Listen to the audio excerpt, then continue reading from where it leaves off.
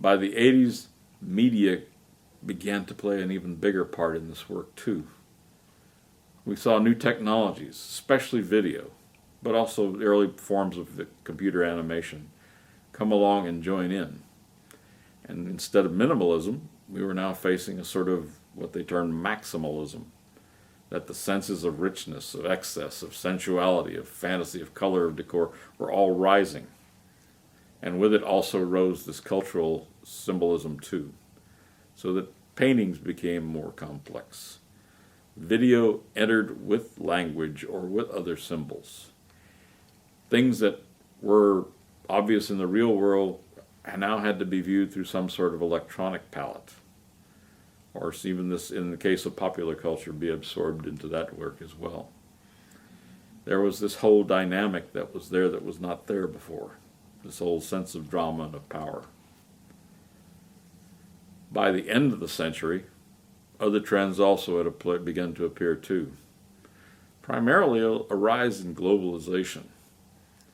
The fact that there are more people on the planet, more ideologies, more cultures, more ideas, and that these progressive themes from outside the traditional world can have a profound effect upon us in all levels. In pop culture, artists themselves became the stars, not just the art. We began to see personalities evolve and become celebrated, not necessarily for every piece they did, but for who they were and what they represented. And finally, at the end also, there became this sort of skepticism and iconoclasm. It began to lead and shape the public in different ways, so that you could address things like sexuality, or you could address things such as the comic mundane. The abstract expressionism, which was always there, began to have a more symbological power. Could it be writing? Could it be a message? Could it be something that was literal? Or was it all just combined to make an interesting element? The factual pieces that were all there were transformed. They were changed. And the way we saw things, even things that looked natural and real, were not. If you look closely, you will see a lot of more words in the imagery too. Statements that are made to be political, that are made to be sociologically critical, are things that are meant to be confusing for a purpose, to make us think about what we're looking at some more, to make us want to look at what we think literally it's saying, and yet symbologically may be something different. And some we can't even figure out yet to this day what they mean. It all evolves back to what Marshall McLuhan said about photography and mass media, that the medium is the message, that the subject of a work is directly linked to the way it's broadcast, the way it's distributed, that whole method of getting it out there in some form. And certainly that's become more and more applicable in the digital age too. So with this began sort of a photographic convergence. All these approaches, all these multimedia techniques in the arts, all this rise of electronic communication and what we've always called the shrinking of the world because of the age of information's growth. McLuhan's enthusiasm for this intermediate evolves into what postmodernists desire to see, a fusion of mass cultures in some manner and shape and form. At the same time, technology. Of course, the rise of the digital era, the process of automation. Now that has had a profound effect on communications, on the arts, on human culture. It, of course, has increased the prevalence of color, but even more has created a digital era. And that digital means of expressions, that electronic means, is something that needs examination and thoughtful consideration. Why? Because it's easy. Because you can simply record things. But you can also manipulate. You can fabricate. You can expedite that. And in the end, yes, the media can lie. And that's what I want you to see here at the end as we go. The earliest days of digital technology, the equipment was clumsy. The apparatus now looks like it was something out of the dark ages of technology. but that's the way it began. The first digital cameras were not simple things like you carry in your pocket now. They were a bit more, shall we say, burdensome. But even then, the impact of the digital era was having its effect. You could see the first science magazine in 1984 that carried an actual constructed digital image on its cover.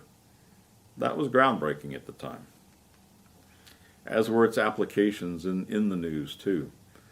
The famous shared pictures of O.J. Simpson on Newsweek and Time from his mugshot, and how Time actually darkened the palette, made it more sinister. They could change the whole effect, the whole look of the image in one way or another. They had that power. A simple record shot could be transformed in some meaningful way, much to their criticism, by the way, in following days. Others could use the digital palette to create wonderful works of art that referenced nature or referenced humanity, but still had their own symbolism as well. And finally, of course, the digital age could also be put into every social situation too. The 21st century practice of tagging, for example, in this photograph, where you actually met people in a nightclub or in a social situation, not by going up and greeting yourself, but by actually using your own cell phone to contact them and talk to them. It all boils down to what the famous cartoon says, and this light layer lets you know when the camera is obsolete. Yeah, that's how fast technology's coming. And it's coming at you. Well, what happens to all those traditional dimensions when they're there? The standard subjects still survive. Portraiture, landscapes, advertising, the nude, reportage. They're all there, but now you're getting variations. You're getting experimentations within those themes that we haven't seen before. Richard Avedon, who did those famous advertising photographs and those glamour shots in magazines for decades, in the end of the 90s, documented his father dying of cancer. A striking series, totally different from what he'd done. Or somebody like Nick Nixon, who actually photographed his wife and her 3 sisters, and has done it consistently over the years, the same groupings, but he lets them shape it how they want to. So that in the course of some 40 years, it has become a very fascinating document. Fashion photography, yes, still exists. Commercial photography still exists. But it gets a bit wilder. It gets a bit more adventurous. It gets a bit more experimental. And certainly it gets a bit more commercial. Then you have the shocking things like Benetton that actually incorporate into its ad a dying AIDS patient in the photograph advertising the company. That'll get your attention. Is it right? Is it politically correct? Who knows, but it certainly is dramatic. The landscape transforms itself too. We do, of course, have Ansel Adams still making his beautiful clouds, but we also have people like Robert Adams who are taking the plain, everyday pictures of the West, whether it be a deserted movie lot, or Richard Mizrak's photograph of a bombing range in the West. Those sort of things that are not on the surface glamorous, but hold contact. Or you can imitate the landscapes too. Or you can transform them by taking multiple pictures and doing collage. David Hockney's famous collage photographs from his just commercially produced snapshots from his camera. What does that say about art? What does that say about the hand camera of today? And finally, the big artists of today, the ones who are actually making large prints of seemingly mundane pictures. It all becomes more dramatic, and it should, because the technology's there, it can change it. But you have to consider what goes on.